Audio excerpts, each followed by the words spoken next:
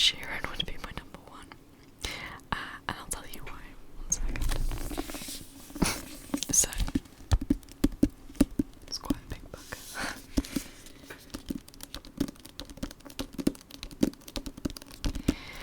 I read this book end of December last year and January this year kind of time. Ed Sheeran is my joint favourite singer. Can't really decide, but he is at the top of my list. And after reading this book, I really thought I was gonna just listen to nothing but him for ages. I was very motivated to. So that's the first thing I wanted to say about my prediction for my Spotify round. This biography was very funny, so it's non-biased obviously, so it's not like a super fan writing it. You kind of want someone who's just non either way, non in favour, non against, sort of. But I got the distinct impression that this author had some sort of, I don't know, it just seemed like slightly against, like very slightly, not hugely. It was mostly just facts, and that was all fine. I just thought some aspects I was like, okay, that's an odd thing to say, but maybe that's just me. It was actually really interesting, and I would say I recommend it if you're an Ed Sheeran fan. It's a nice sounding book as well.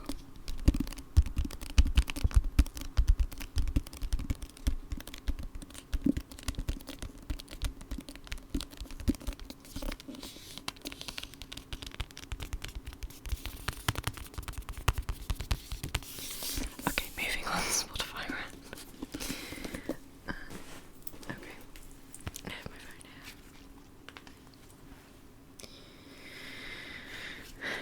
So, my top artists were number 1, Howard Shore. Howard Shore did music for, well, he's a composer, so he does a lot of music for soundtracks for films and such. But the stuff I was listening to was the Lord of the Rings soundtrack and the Hobbit soundtrack. So that's fun. He's my number 1. I found it quite funny. That's because I've read and have been rereading Lord of the Rings this year, and that's a lot of reading time, and during that time I listened to the soundtracks for some of it. So the fact that he's my number 1 is just very amusing. I was in his 0.5% of listeners, so that's great. How long did I spend listening? Let me just 2,420 minutes listening, and I did have a most played song by him, and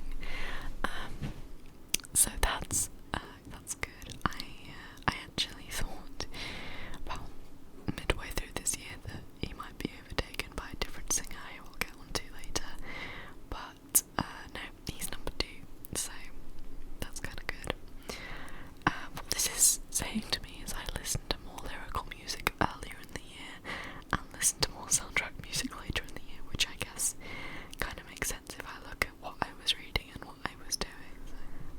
Number 3, we have 21 Pilots, who are my favourite band. They released Scaled and Icy this year, so that'll be why they are other than being my favourite band, of course, they're usually in the top 5. If they're not number 1, they're definitely top 5 generally. Scaled and Icy, that's why they're there. I loved Scaled and Icy. It's a bit of a fandom divide, I guess, but I'm into it. I like it. Then at number 4 we have Declan McKenna, and this is the singer I thought might overtake Ed Sheeran on the top artists this year, because I was listening to him so much,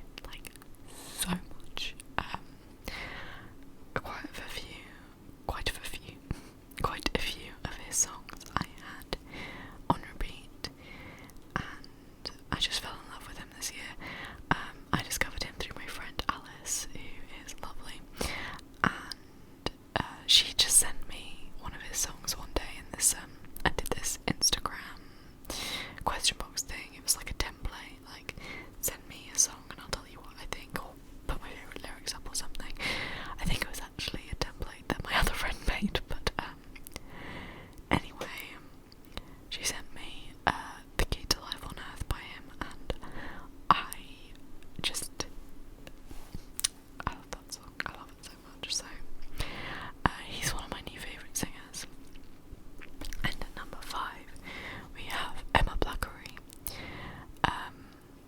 Emma is my joint favourite with Ed, Emma and Ed, because I can never decide. I guess it kind of depends what I'm feeling at the time, and then I gravitate to one or the other. But she's very underrated. I discovered her in 2016 because she's also a YouTuber, and I found her videos and then discovered her music, and I've been a big supporter of her for a really long time now. She was I don't know if I've mentioned this before. I think I might have. I usually mention stuff like this. I think I mentioned it in my last video actually, but she was my first concert in 2018, and I'm seeing her again in February because it was something I was excited for. Yes, February. So she's pretty cool. I'm glad she's on my top 5. I think she was number 1 in 2018. I think I might have to check that. But when she released Villains, I was pretty much only listening to Villains, so yeah, she probably was my top in that year. So that's my top artists: Howard Shore, Ed Sheeran, 21 Pilots, Declan McKenna, Emma Blackery. Probably could have predicted everyone, but Howard Shore did not expect that for some reason, even though I was listening to soundtracks all the time. But I guess I thought it would be one of the other soundtracks I listened to, because while I was reading Lord of the Rings, I discovered reading rooms, and I switched from soundtracks to reading rooms, switched between them. So I didn't realise I listened to that much before I discovered reading rooms. Okay,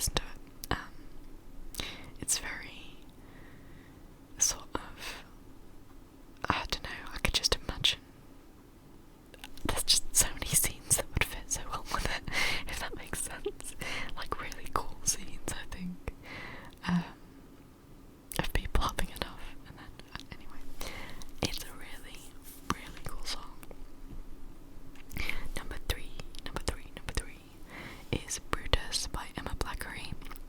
She released Girl in a Box this year, which is a new album, and I love it. I love that album.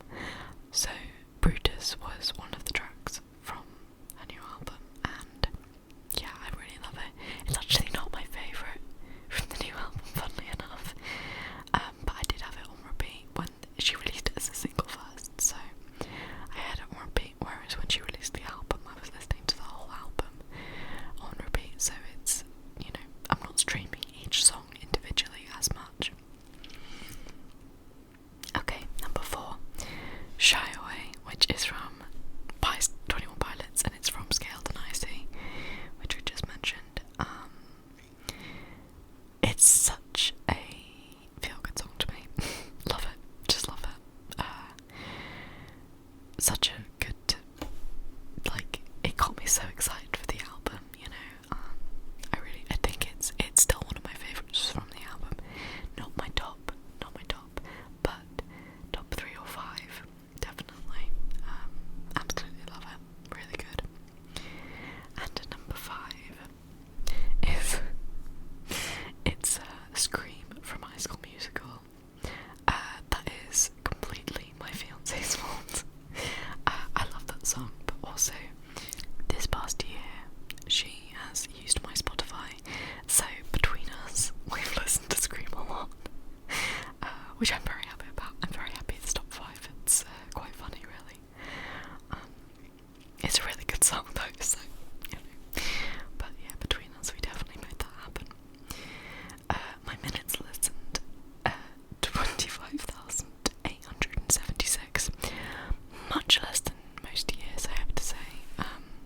This year I did a lot more watching of stuff, or doing stuff without having music on, I guess, or having ASMR on, I think. I just didn't listen to music as much. Having said that, it still is obviously a lot of minutes, but usually I'm in like 80,000s, I would say. And my top genre was soundtrack. So funny. Of course it was. I did a lot of reading this year, so here we are. Okay, so now that we've got the main figures out of the way, I thought I'd do the other stuff. So they have different segments if you have done your Spotify Wrapped. And this section is, if 2021 were a film, you were the main character. Obviously they're appealing to a lot of teenagers here. It cringes me out a little bit, but we'll roll with it. Okay, so here is my film soundtrack, essentially. The opening credits theme is Afterglow. Of course. And this changes each time you do it, so, or most times you do it, so last time I did this, it actually said the song that's playing while you confess your love in the rain, and it was I Want It That Way by the Backstreet Boys. But this one is the song playing as you defeat the ancient vengeful spirit, and it's honestly Encore by Gabiana, which is a badass song. That is really cool. It's so funny. The song playing as you score the match winner at the final whistle, and it's Me Too by Meghan Trainor. Here we go. So I listened to Afterglow 212 times, and that was in a very short period of time because I had it on repeat, and then I did play it after that, obviously, but most of those streams were probably the same day, or at least the same week. Okay, so they did this thing called Audio Aura, and I've got no idea why, but it is kind of interesting. So my Audio Aura is my top music moods are spooky and wistful, and so that is my Audio Aura. There we go. so